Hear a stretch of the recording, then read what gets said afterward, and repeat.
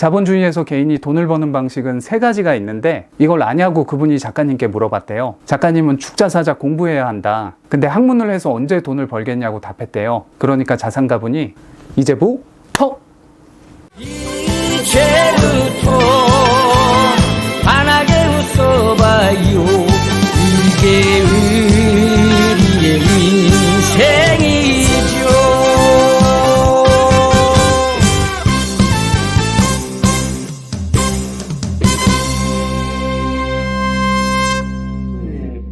네, 선생님들 안녕하세요. 명리를 사랑하는 김명리입니다. 지난 영상에 이어서 1000억 부자는 하늘이 내도 100억 부자는 내 운이 만든다. 돈을 부르는 운공부라는 책 리뷰를 긍정적인 기운 가득 담아서 계속해 볼게요.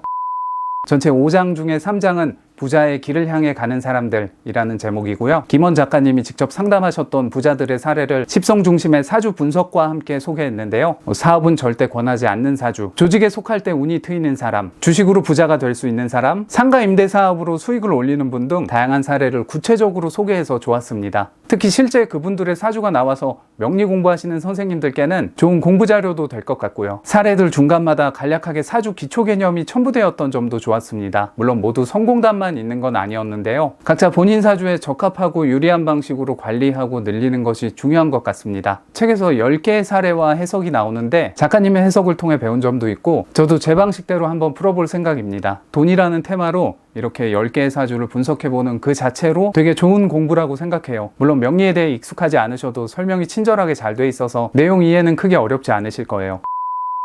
4장의 제목은 일상의 작은 행동이 더 큰 부를 부른다고요. 돈아, 네 자리 여기야. 돈을 버는데 도움이 되는 부자 체질, 부자 체력을 기르는 방법에 대한 이야기입니다. 핵심은 부자처럼 행동하라 라고 되어 있네요. 우리의 5가지 감각별로 나눠서 부자의 오감으로 정리했고요. 돈의 돌파구를 여는 듣는 기술, 청각,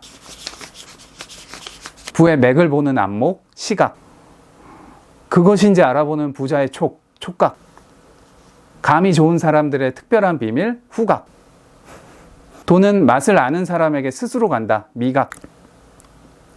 이런 것들로 나눠서 내용이 있는데 돈 되는 정보를 잘 듣고 자신만의 안목, 시각을 기르고 사업 아이템 등을 직접 만져보고 경험해서 촉을 기르고 돈 냄새를 잘 맡는 능력, 나만의 직관을 키우고 성공했을 때의 경험을 복기해서 돈의 맛을 느껴라. 이런 내용들이에요. 내용 끝에 셀프 테스트가 있어서 좋았습니다. 마지막 5장의 제목은 운에 맡기지 말고 운을 경영하라 입니다. 작가님이 직접 상담하셨던 분들 중 자산 50억 이상인 분들의 면담을 통해 그분들의 생각을 정리한 내용인데요. 결국 행동만이 타고난 운명의 잠재력을 모두 사용할 수 있게 만든다 라는 구절이 공감되고 인상 깊었습니다. 그런 이야기 있잖아요. 아무리 좋은 운이 와도 내가 아무 일도 안 하면 아무것도 없다. 다음으로는 작가님이 한 자산가로부터 들은 인상 깊은 이야기에 대한 부분이 나와요. 자본주의에서 개인이 돈을 버는 방식은 3가지가 있는데 이걸 아냐고 그분이 작가님께 물어봤대요. 작가님은 축자사자 공부해야 한다. 근데 학문을 해서 언제 돈을 벌겠냐고 답했대요. 그러니까 자산가분이 자본으로 돈을 벌든가 기술로 돈을 벌든가 노동으로 돈을 버는 겁니다 라고 답했대요. 자신이 원하는 만큼의 목표가 생기면 얼마만큼은 자본으로 벌고 얼마만큼은 기술이나 노동으로 벌 것인지 각자가 생각과 계획을 가져야 한다는 점인데요. 내가 목표한 금액의 몇 %를 자본이 일하게 하고 몇 %를 나의 기술과 노동이 일하게 할 것인지를 고민해야 한다고 합니다. 예를 들면 젊을 때는 기술과 노동으로 돈을 벌고 그 돈을 모아서 노후에는 임대사업이나 그동안 모아둔 연금을 받는 것처럼요. 구체적인 계획을 세워야 한다는 게 중요한 것 같습니다.